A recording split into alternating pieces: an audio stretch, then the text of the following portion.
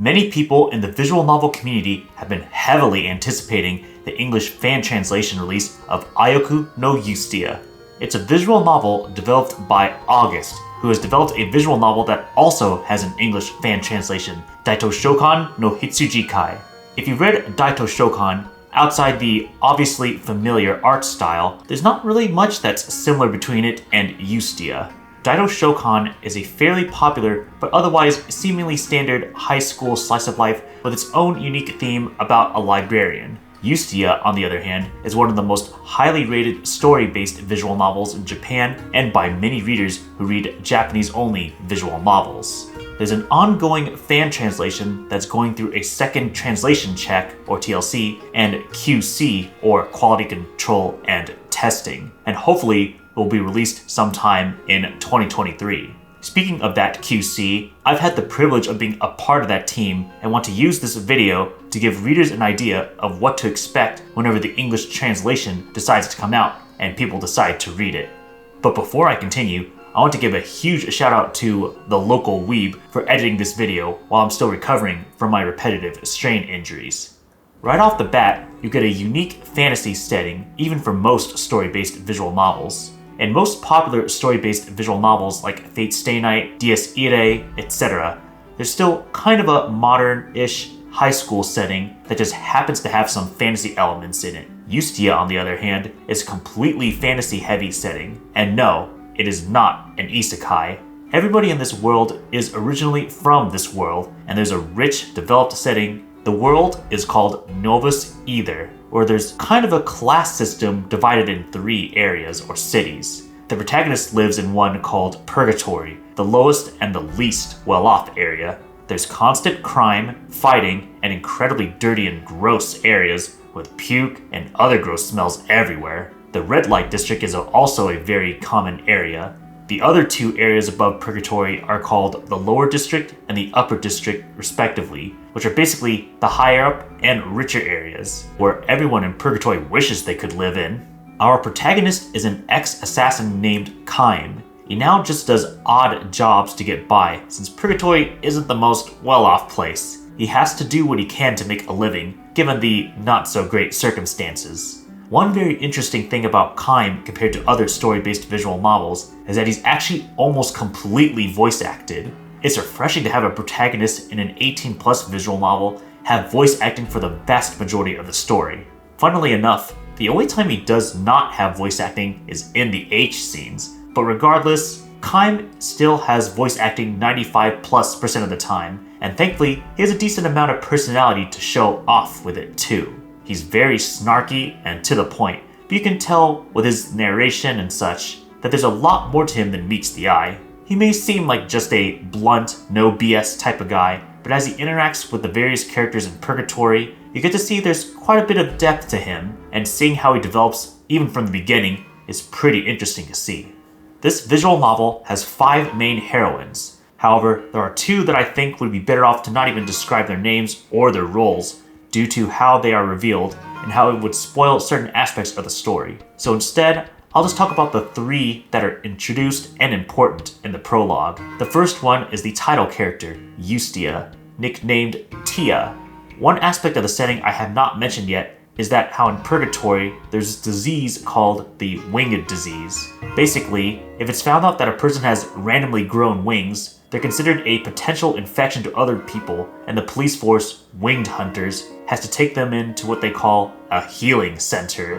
Kaim happens to find Tia with these wings, and due to certain reasons, he ends up hiding her in his house. Tia herself is what you could call kind of a Moe Blob personality kind of character, at least at first. She's slightly ditzy, but a generally pleasant person that doesn't want to start conflict with anyone. However, even a character like her gets a pretty decent amount of depth from the get-go. For example, she was an ex-servant of one of the upper districts before she found herself in Purgatory.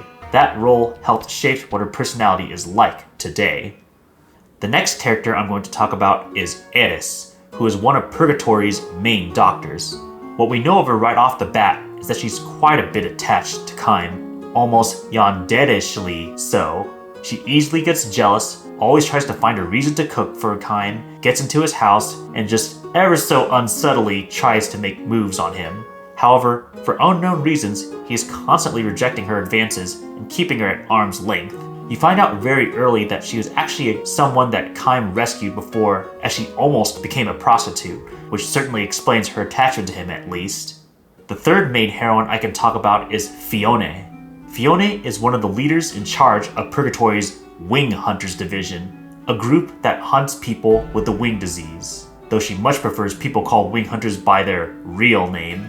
While some workers in the Wing Hunters can be quite a bit savage in how they take people in, Fiona is almost the opposite, having a very high sense of justice and generally does her best to actually try to take in people as peacefully as possible and tries to make her men do the same. Since Kaim is obviously at odds with anyone willing to take in wing disease people, especially after taking in Tia, naturally, Fiona is going to be someone he'll be in opposition with. I will not say what order you will do these heroines in, but for all of them, plus the other two heroines I haven't mentioned, they will be very important as the story goes on. Speaking of, one interesting thing about Aiyoku no Eustia is that it actually has a ladder route structure similar to something like a Jisenjo no Mao or an Amatsutsumi. I can give you this really quick and short look of how the ladder route structure works in this visual novel using a picture that I'm currently showing on screen. There is a prologue plus 5 main chapters in this visual novel. Chapters 1 through 5 relate to a certain heroine and their story. Once you reach the end of a chapter, you can choose to romance said heroine or go to the next part of the main story. Once you get to chapter 5, you're on the true route, but you decide to branch off before that true route, you go into one of the other 4 heroines' romance routes instead. With a ladder route structure, you have to potentially care for all 5 main heroines if you want to read the true route. And in my opinion, they do an excellent job of making you care for, or at least find all 5 main heroines interesting. I'll briefly talk about some of the minor characters. Right from the beginning, you're introduced to some characters who interact pretty constantly with Kaim, including Melt, the owner of the local bar that he frequents, and Sieg, a member of a group called the Golden Shackles, and the main source of Kaim's odd jobs. There's a few prostitute characters that Kaim interacts with often, and there's even plenty of characters that don't even have sprites, but still have voice acting and have very interesting roles in the story. As you go into the story, the amount of characters slowly increases, and almost all of them are interesting, whether main heroine, minor character, or even antagonists. Now the question is, what kind of genre is Eustia? One thing's for sure, it's definitely a plot-heavy visual novel or plot-ge. There's a lot going on with drama, politics, world building, and even a bit of action. I would say romance is one of the least important parts of this visual novel, and only really matters when you branch off into a heroine route, which is basically at the end of every chapter. The heroine route branches are quite short, so don't expect this visual novel to cater too much on the romance front. Aiyoku no Eustia in general, to me, is a lot better paced than the average visual novel. Many times, even in story-based visual novels, there's a lot of fluff, almost too much, usually related to high school slice-of-life shenanigans, a lot of info dumping, narration, monologuing, etc. However, rather fitting of Kaim, there's always something interesting going on. Since there's no school stuff to deal with, Kaim is basically running around to many different places, whether it's to his house, doing something related to the Wing Hunters, helping Sieg with the Golden Shackles, etc. As the later chapters go on, this pacing stays pretty consistently good too. There's always something going on, and constantly interesting dialogue, character development, and plenty of interesting plot twists. What helps is that the world building is explained in small chunks at a time, and integrates with the story that's going on. I've given a brief overview of what to expect from Aiyoku no Eustia. I wouldn't quite consider this video a review, but for my personal quick opinion, I think that Eustia receives high praise for a very good reason. It has an extremely well-crafted setting, really interesting characters, very good pacing, and implements its ladder route structure extremely well. Whenever the English patch for Eustia comes out, I definitely heavily recommend at least giving this visual novel a chance if you like story-based visual novels, fantasy visual novels, or something that just has a really interesting, unique plot with drama and politics and stuff. And that's about it for a relatively quick, non-spoiler overview of Aiyoku no Eustia.